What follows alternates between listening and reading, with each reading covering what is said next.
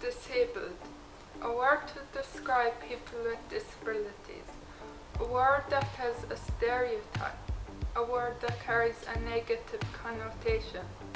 My name is Rachel O'Connor and I'm 18 years old. I have a disability called ataxia.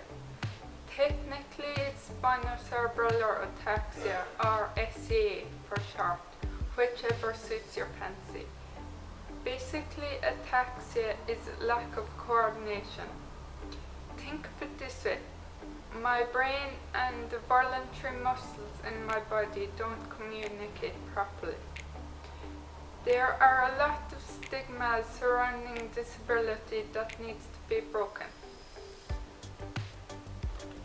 Ableism has led us to believe that disabled is a bad word.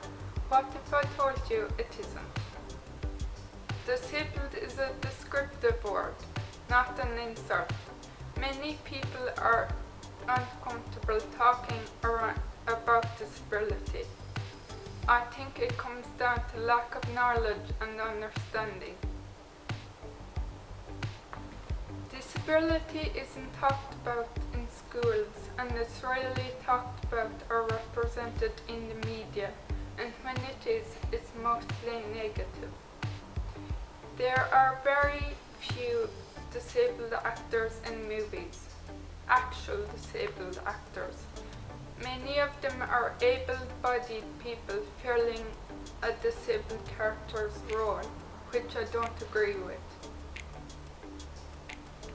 A movie that comes to mind is Wonder. This is about a child with a facial difference becoming successful at school.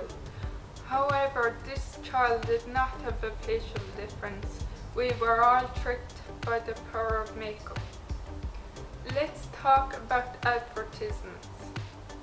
How often do you see an ad with a person with a visible disability on TV?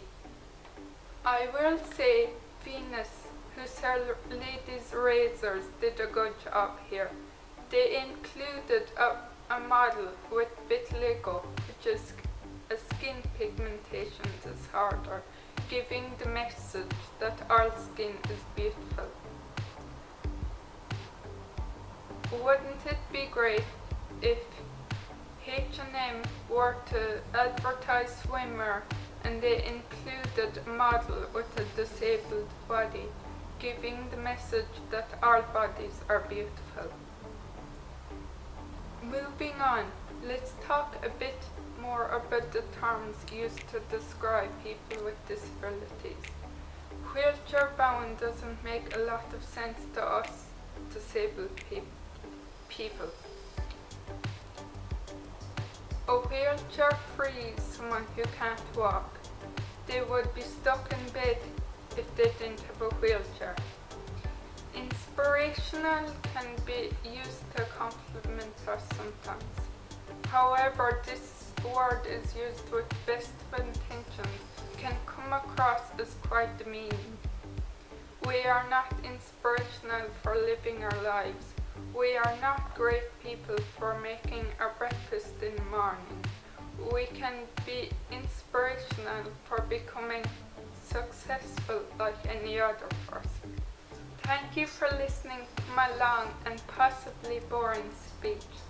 I hope you learned a thing or two.